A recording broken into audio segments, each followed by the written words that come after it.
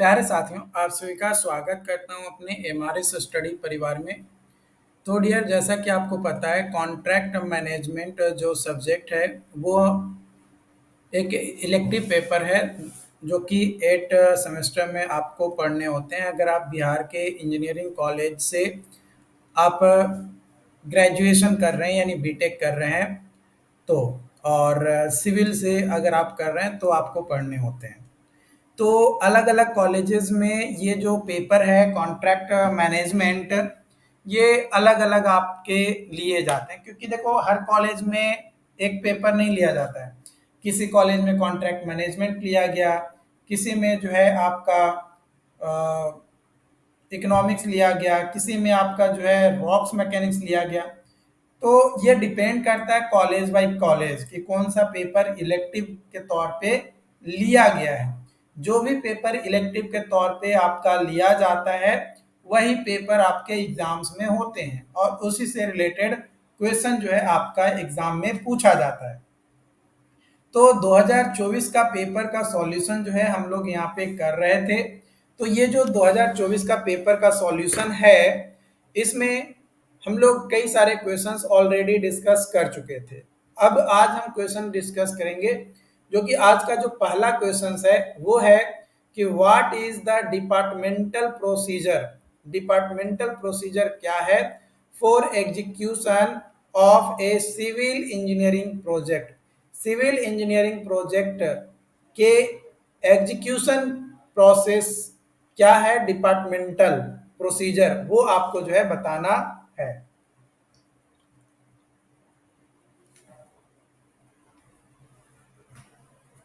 तो चलिए हम स्टार्ट करते हैं इस क्वेश्चंस का आंसर। तो देखो, सबसे पहले अगर हम बात करें तो प्रोजेक्ट को आइडेंटिफाई करना और प्रपोजल देना कि भाई हमें इस प्रोजेक्ट को आइडेंटिफाई कैसे करेंगे, किस चीज को बनाना है। सबसे पहले रोड बनाना है कि आपका ब्रिज बनाना है कि ड्रेनेज सिस्टम बनाना है या ब्रिज का रिपेयरिंग करना है या बिल्डिंग बनाना है। प्रोजेक्ट को आइडेंटिफाई करना कि मतलब हमें करना क्या है, क्या काम हमारा है और उस काम में हमारा स्कोप क्या होगा। उस काम में हमारा स्कोप क्या होगा, हमारा मकसद क्या होगा, हमें कितना पैसा मिलेगा, और फिजिबिलिटी स्टडी भी हम करेंगे कि किस तरीके से हम एक्सेस कर सके उस प्रोजेक्ट को। उसके बाद एडमिनिस्ट्रेटिव अप्रूवल, जिसमें ऑथोरिटी के साथ अप्रूवल होना चाहिए, और इसमें technical feasibility, budget requirements, priority before granting administrative approval. तीसरा है टेक्निकल सैंक्शन। इसमें जो भी डिटेल डिजाइन है, ड्राइंग है या कॉस्ट एस्टिमेशन है, वो डिजाइन किसके द्वारा हुआ हो, एग्जीक्यूटिव इंजीनियर के द्वारा। मतलब वो स्क्रूटनी कर दिया हो कि हाँ भाई इतना जो है आपका लगेगा, इतना कॉस्ट लगेगा, ये डिटेल आपका रहने वाला है। उसके बाद आपका बजट एलोकेशन कि भाई जो प्रोजेक्ट अप्रूव्ड हुआ है उसके लिए कितना पैसा अलॉट किया गया है, एनुअल बजट प्लानिंग क्या होगा। उसके बाद जब बजट हमारा हो जाए, बजट का एलोकेशन हो जाए कि भाई पर ईयर या कितने साल तक वो प्रोजेक्ट चलेगा और कितना बजट दिया गया है, उसके हिसाब से आपका जो है टेंडर प्रोसेस होता है, जिसमें technical specification, wheel of quantity, contract conditions, ये सारी चीजें आपका मेंशन होता है। और टेंडर को जो है एडवर्टाइज किया जाता है, invite bids from qualified contractors जो भी होते हैं। और इसमें टेक्निकल और फाइनेंशियल ये दो क्राइटेरिया को इवेल्युएट किया जाता है बिड को, ये दो क्राइटेरिया पे। और जब दोनों ही क्राइटेरिया सक्सेसफुली वैलिड हो जाता है, टेक्निकल और फाइनेंशियल, तो फिर वो कॉन्ट्रैक्ट उसको दे दिया जाता है ना। और जब कॉन्ट्रैक्ट अवार्ड किया जाता है तो एक लेटर ऑफ एक्सेप्टेंस भी प्रोवाइड किया जाता है ना, कि भाई उसने जो है एग्रीमेंट कर लिया है। उसके बाद कमेंसमेंट ऑफ वर्क, प्रोजेक्ट को कितने दिन में कॉन्ट्रैक्टर हैंडल करेगा, यानी contractor mobilises resources, material, labour, equipment and initiates the work as per approved plan. उसके बाद supervision and monitoring, supervision and monitoring, departmental engineering या departmental engineers regularly inspect the site to ensure work quality, adherence to timelines and compliance with specifications। फिर जब payment, भाई obviously जो site engineer होगा उसका approval होना चाहिए, उसके पास मेजरमेंट बुक होना चाहिए कि भाई कौन सी काम कितना हुआ है, कितना प्रतिशत हुआ है। उसका अप्रूवल के बाद बिल को जो है प्रोसेस किया जाता है, पेमेंट प्रोसेस होता है, जो साइट इंजीनियर्स होते हैं उनके द्वारा अप्रूवल दिया जाता है। साथ ही साथ जो साइट इंजीनियर्स होता है उसका ये भी रोल होता है कि जो क्वालिटी है वो भी मेंटेन हो, फील्ड जो है प्रॉपर तरीके से कॉम्पैक्टेड सॉइल हो, है ना, फील्ड टेस्ट आपका क्यूब टेस्ट हो, ताकि जो एग्जीक्यूशन वर्क है वो प्रॉपरली एक क्वालिटी कंट्रोल के साथ हो हमारा।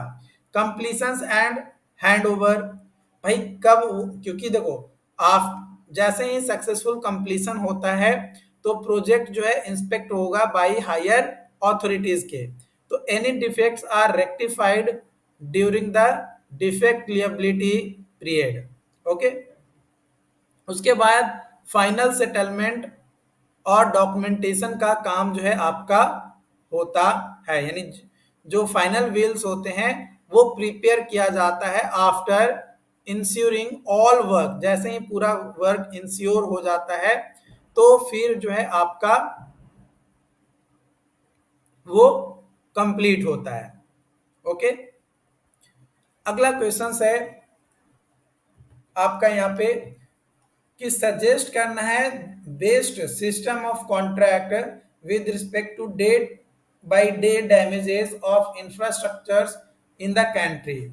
तो देखो इफेक्टिव मैनेज और रिपेयर जो इंफ्रास्ट्रक्चर डैमेजेस हैं वो आकर होता है फ्रिक्वेंटली इन द कंट्री, जो कि एनुअल मेंटेनेंस और performance based maintenance contract system जो है कंसीडर किया जाता है, जो कि मोस्ट सुटेबल ऑप्शंस होता है।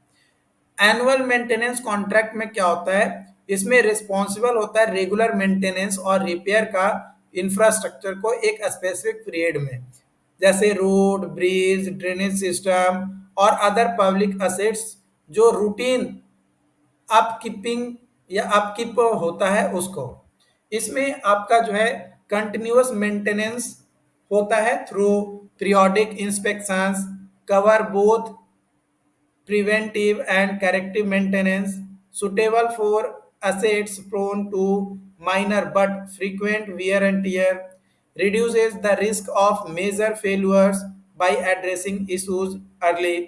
एग्जाम्पल के तौर पे maintenance of urban roads, street light systems और अदर पब्लिक पार्क्स। उसके बाद आपका आता है परफॉर्मेंस बेस्ड मेंटेनेंस कॉन्ट्रैक्ट में, तो ये मॉडर्न कॉन्ट्रैक्ट सिस्टम होता है जिसमें कॉन्ट्रैक्टर का पेमेंट जो है लिंक्ड होता है to the actual performance and condition of infrastructure over time. मतलब ओवर टाइम के साथ किस तरीके का एक्चुअल परफॉर्मेंस हमारा दे रहा है। मान के चलो कोई कॉन्ट्रैक्टर बात किया कि भाई 25 साल तक हमारा जो काम किया है मैंने वो चलेगा, तो 25 सालों तक कैसा लिंक है, मतलब कितने सालों तक चला, उसके बेसिस पे उसको पेमेंट जो है दिया जाता है, जो कि फोकस किया जाता है long term outcomes rather than just repair task. इसमें कॉन्ट्रैक्टर को इनकरेज किया जाता है to maintain higher quality standard, जो क्वालिटी स्टैंडर्ड्स है वो हायर जो है आपका होता है। उसके बाद आपका पेमेंट जो होता है बेस्ड होता है on meeting specified performance indicator, जैसे smooth road surface, potholes free conditions वगैरह। इसके अलावा कॉस्ट इफेक्टिव और अकाउंटेबिलिटी भी आपका ये होता है। इसमें हाईवे मेंटेनेंस कॉन्ट्रैक्ट जो है जनरली आपका इसके अंतर्गत आता है। Recommended system for different condition, देखो माइनर एंड फ्रीक्वेंट डैमेज के लिए आपका जो है एनुअल मेंटेनेंस कॉन्ट्रैक्ट होता है, और लॉन्ग टर्म इंफ्रास्ट्रक्चर हेल्थ के लिए आपका परफॉर्मेंस बेस्ड मेंटेनेंस कॉन्ट्रैक्ट जो है आपका होता है, क्योंकि इसमें फ्यूचर डैमेज ना हो उसको मिनिमाइज करने के लिए एक सस्टेन्ड क्वालिटी को मेंटेन किया जाता है। आई होप कि ये दो क्वेश्चंस मैंने आपको बताया, ये दो क्वेश्चंस आपको जो है अच्छे तरीके से समझ में आ गया होगा। अगर फिर भी इन क्वेश्चंस में आपको डाउट होता है, किसी तरीके का कंफ्यूजन होता है, तो आप हमें जरूर बताइएगा। Thank you so much.